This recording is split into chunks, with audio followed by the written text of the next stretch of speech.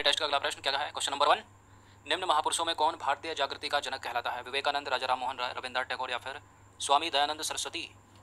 इसका आंसर हो जाएगा ऑप्शन नंबर बी, राजा राम मोहन राय। भारतीय जागृति हो गया या भारतीय पुनर्जागरण का जनक इन्हीं को कहा जाता है। तो देखिए, राजा राम मोहन राय प्रथम भारतीय थे जिन्होंने सबसे पहले भारतीय समाज में व्याप्त बुराइयों के विरोध में आंदोलन चलाया। उनके नवीन विचारों के कारण 19वीं शताब्दी के भारत में पुनर्जागरण का उदय हुआ और राजा राम मोहन राय को भारतीय पुनर्जागरण का पिता, भारतीय राष्ट्रवाद का पैगंबर, अतीत एवं भविष्य के मध्य सेतु और भारतीय राष्ट्रवाद का जनक, आधुनिक भारत का पिता, प्रथम आधुनिक पुरुष तथा युग दूत कहा जाता है। क्या नहीं कहा जाता इनको? इतनी सारी चीज़ें तो कहा जाती हैं, कुछ भी पूछा जा सकता है। पुनर्जागरण का पिता, भारतीय राष्ट्रवाद का पैगंबर, अतीत और भविष्य के मध्य सेतु, आधुनिक भारत का पिता, प्रथम आधुनिक पुरुष, युग दूत और भारतीय राष्ट्रवाद का जनक। क्वेश्चन नंबर 2 पर आ जाइए। किस वर्ग को सबसे पहले पश्चिमी सभ्यता ने प्रभावित किया? कुलीन जमींदार, नवीन धनवान व्यापारी, शिक्षित हिंदू मध्यम वर्ग और शिक्षित मुसलमान? बताइए, निम्न में से किस वर्ग को सबसे पहले पश्चिमी सभ्यता ने प्रभावित किया था? कुलीन जमींदार, नवीन धनवान व्यापारी, शिक्षित हिंदू मध्यम वर्ग या फिर शिक्षित मुसलमान? क्या है इसका आंसर? देखिए, कौन हो सकता है? ऑप्शन नंबर सी ही हो सकता है इसमें। शिक्षित हिंदू मध्यम वर्ग को सबसे पहले पश्चिमी सभ्यता ने प्रभावित किया। नवीन पाश्चात्य शिक्षित वर्ग जो है तर्कवाद, विज्ञानवाद तथा मानवतावाद से बहुत प्रभावित हुआ। भारतीय समाज एवं धर्म सुधारकों ने क्या किया? इस नव विज्ञान से प्रभावित होकर भीतर से हिंदू धर्म और समाज को सुधारने का प्रयत्न किया और अंधविश्वासों, मूर्ति पूजा तथा तीर्थ यात्रा आदि को तर्क के तराजू में तौलकर धार्मिक एवं सामाजिक सुधार किए। क्वेश्चन नंबर 3 पर आ जाइए। इनमें से किसे भारत का मार्टिन लूथर कहा जाता है? किसको कहा जाता है भारत का मार्टिन लूथर? स्वामी श्रद्धानंद, विवेकानंद, राजा राम मोहन राय या फिर स्वामी दयानंद सरस्वती? देखिए, भारत का मार्टिन लूथर कहा जाता है स्वामी दयानंद सरस्वती को। इसमें राजा राम मोहन राय अगर इसको गलत मत कर देना। तो स्वामी दयानंद सरस्वती को उनके धार्मिक सुधार प्रयासों के कारण भारत का मार्टिन लूथर कहा जाता है। क्वेश्चन नंबर 4 पर आ जाइए। निम्नलिखित संगठनों में से किसने शुद्धि आंदोलन का समर्थन किया? आर्य समाज, ब्रह्म समाज, देव समाज या ब्रह्म समाज? शुद्धि आंदोलन का समर्थन किया है आर्य समाज ने। ऑप्शन नंबर ए है इसका आंसर। तो स्वामी दयानंद सरस्वती द्वारा 1875 ईस्वी में, डेट याद रखिएगा, मुंबई में स्थापित आर्य समाज ने धर्म परिवर्तित हिंदुओं की हिंदू धर्म में वापसी हेतु शुद्धि आंदोलन का समर्थन किया था। निम्नलिखित में से किसने कहा था अच्छा शासन स्वशासन का स्थानपन्न नहीं है? लोकमान्य तिलक, स्वामी विवेकानंद, रविन्द्रनाथ टैगोर या फिर स्वामी दयानंद सरस्वती? अच्छा शासन स्वशासन का स्थानापन्न नहीं है। लोकमान्य तिलक ने तो कहा नहीं है, फिर किसने कहा है? रविन्द्रनाथ टैगोर ने भी नहीं कहा है। स्वामी दयानंद सरस्वती? तो स्वामी दयानंद सरस्वती विदेशी दासता को एक अभिशाप मानते थे और स्वतंत्र एवं लोकतंत्र के हिमायती थे। उनके आर्थिक विचारों में स्वदेशी का विशेष महत्व था और राजनीतिक क्षेत्र में वे कहते थे कि बुरे से बुरा देसी राज्य अच्छे से अच्छे विदेशी राज्य से अच्छा है। क्वेश्चन नंबर 6 पर आ जाइए। राजा राम मोहन राय की समाधि है कहाँ पर है? कोलकाता में, पटना में, कनाडा में या फिर इंग्लैंड में? इंग्लैंड के ब्रिस्टल में। बताइए। तो कलकत्ता में नहीं है, पटना में नहीं है और ना ही है कनाडा में, यह है इंग्लैंड में, इंग्लैंड के ब्रिस्टल में। तो देखिए, इंग्लैंड के ब्रिस्टल में 27 सितंबर 1835 को राजा राम मोहन राय की मृत्यु हो गई और वहीं पर उनकी समाधि स्थापित है। ब्रह्म समाज का सिद्धांत आधारित है नास्तिकता पर, अद्वैतवाद पर, एक ईश्वरवाद पर या एक देववाद पर या फिर बहुदेववाद पर? ब्रह्म समाज का सिद्धांत आधारित है एक देववाद पर, एक ही ईश्वर है। तो 1828 ईस्वी में राजा राम मोहन राय ने ब्रह्म समाज की नींव डाली, ये नाम याद रखिएगा। ब्रह्म समाज की स्थापना का उद्देश्य एक ईश्वरवाद की उपासना, मूर्ति पूजा का विरोध तथा अवतारवाद का खंडन था। ब्रह्म समाज ने सार्वभौम ईश्वर की उपासना पर बल दिया और 1830 में लिखे गए प्रन्यासकरण पत्र के अनुसार इस समाज का उद्देश्य शाश्वत, सर्वाधार, अपरिवर्तित ईश्वर की पूजा है जो सारे विश्व का कर्ता और संरक्षक है। क्वेश्चन नंबर 8 पर आ जाइए। प्रार्थना समाज संस्था के संस्थापक निम्नलिखित में से कौन थे? अधिकतर पूछे जाते हैं इस तरह के प्रश्न मैचिंग करने के लिए। तो इसका आंसर क्या है? Atmaram Pandurang, option number D.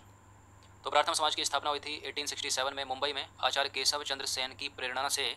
कि किसने थी? आत्माराम पांडुरंग द्वारा। इस संस्था का प्रमुख उद्देश्य था जाति प्रथा का विरोध और स्त्री पुरुष की विवाह की आयु में वृद्धि करना, विधवा विवाह एवं स्त्री शिक्षा को प्रोत्साहन देना। क्वेश्चन नंबर 9 पर आ जाइए। निम्नलिखित में से देव समाज का संस्थापक कौन था? वल्लभ भाई पटेल, दादा भाई नौरोजी, शिव नारायण अग्निहोत्री या फिर रामकृष्ण परमहंस? कौन थे देव समाज के संस्थापक? शिव नारायण अग्निहोत्री। तो देखिए, देव समाज की स्थापना 1887 में शिव नारायण अग्निहोत्री ने की थी। कहाँ पर की थी? ये लाहौर में की थी। ये नाम याद रखना इंपॉर्टेंट है। यह ब्रह्म समाज के पूर्व अनुयायी थे। देव समाज के उपदेशों को देवशास्त्र नामक एक पुस्तक में संकलित किया गया है।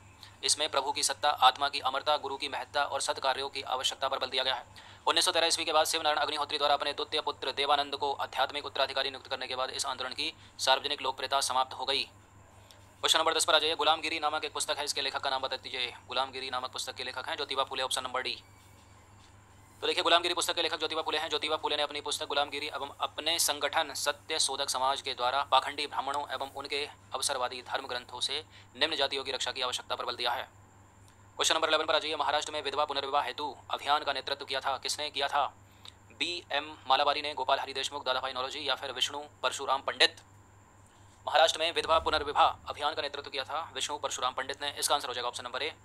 तो देखिए, महाराष्ट्र में विधवा पुनर्विवाह हेतु प्रथम अभियान का नेतृत्व विष्णु परशुराम पंडित ने किया था। उन्होंने वर्ष 1850 में विडो रीमैरिज सोसाइटी की स्थापना की और साथ ही विधवा पुनर्विवाह आंदोलन भी चलाया। BM मालाबारी बाल विवाह प्रथा को वैधानिक रूप से समाप्त करने के लिए प्रसिद्ध हैं। क्वेश्चन नंबर 12 पर आ जाइए। 19वीं शताब्दी के धर्म एवं समाज सुधारक आंदोलनों में जनसंख्या के किस वर्ग को मुख्यतः आकर्षित किया?